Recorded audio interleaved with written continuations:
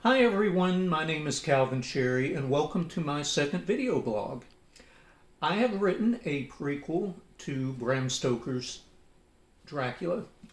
It's called Stoker: Evolution of a Vampire. And since this book was published, I have attended right around 100 book signings, and the question that I get asked more than any other is why did I go through so much trouble writing such a book that's almost 600 pages in length? And to help answer that question, I need to make a statement first. I believe Bram Stoker's masterpiece, Dracula, is the greatest psychological gothic horror novels ever written, hands down, and is also the godfather of all vampire tales. So, in my research, and again, I've spent about 20 years researching my novel.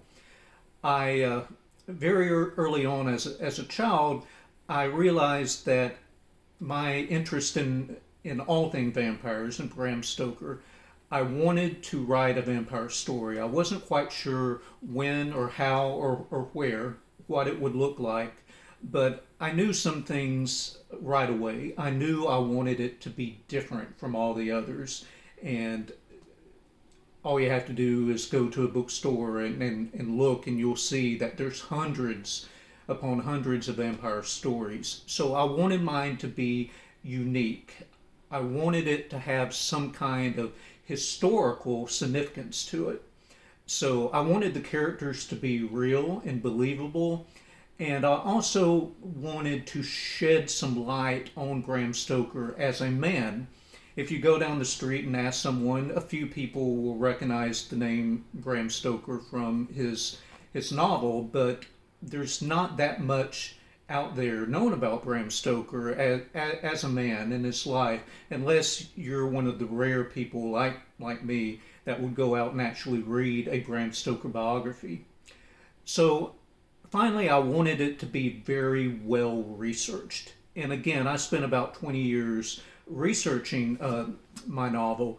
And one of the things that I did, I went back to vampire folklore, going all the way back to its taproots. And the reason why I did that is because with this novel, I wanted to take the vampire genre and turn its direction back around to Bram's original 1897 vision and spirit, which is personally something that I feel has been very lacking today, especially in the past couple of decades. There's not only from a literary standpoint, but also from a film standpoint as well.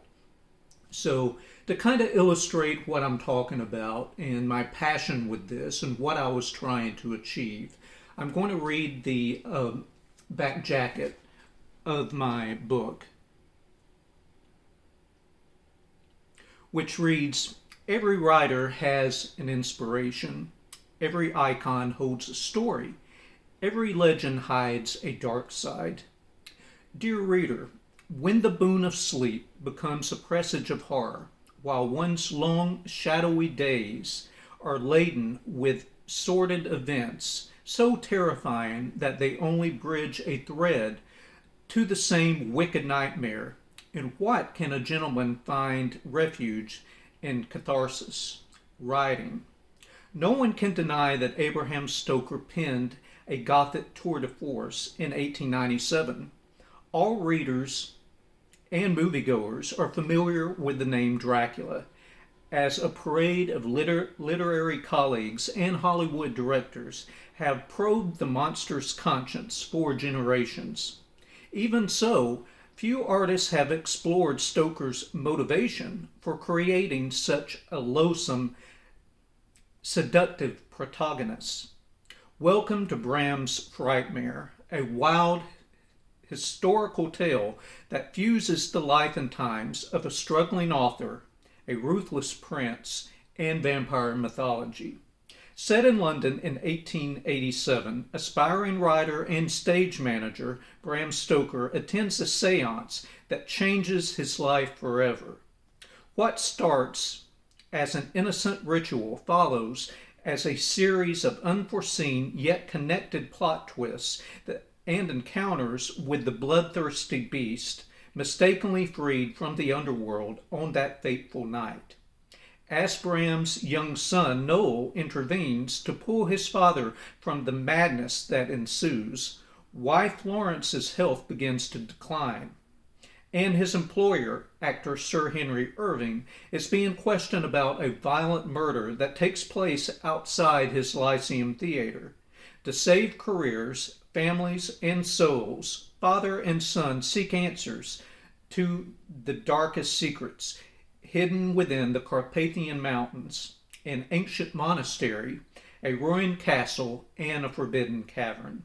My Dracula prequel is meant to pay homage to a brilliant man, writer, and romantic masterpiece, mixing fantasy, fact, and Gothic elements to show how literary art is born.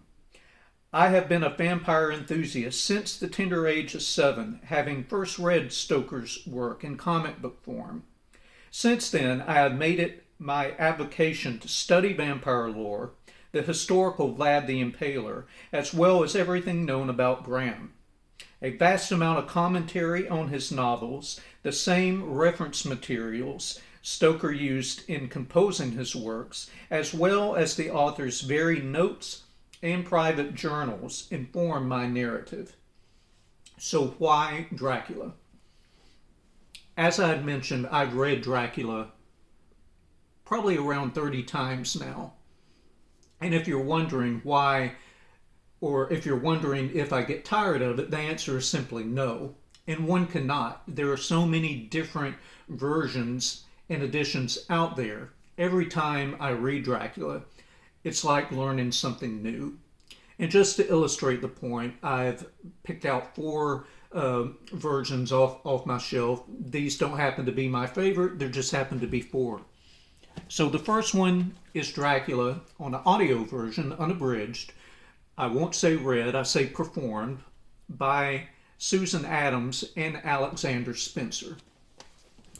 Another is the essential Dracula, and this is an annotated edition. Not only is it annotated, but it also happens to include the lost first chapter of Dracula, which people refer to as Dracula's Guest.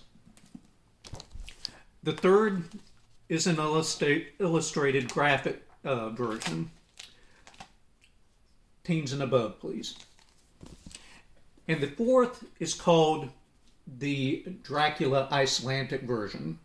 And this version is very interesting because the first 5 chapters of Dracula people refer to as Jonathan Harker's trip to Transylvania and Dracula's castle. Those 5 chapters take up about 200 pages of this novel. So it's very, very different. But as you can see, it's hard to get tired of such a great novel. So as I conclude, I want to mention the seance again, which I refer to on the back jacket. My next literary blog is going to discuss that seance and the historical significance behind it, and how it ties in with the beginning of my novel. So stay tuned for that. And finally, thank you for watching. And if you feel interested in my novel or know someone who might be, my novel can be found on all online retail bookstores. And if you can't find it in a brick and mortar store, they'll be happy to order it for you. And if you happen to be interested in an autographed signed copy, please private message me and I will be glad to discuss that with you. Again, thank you for your time, and I'll talk to you again next week. Goodbye.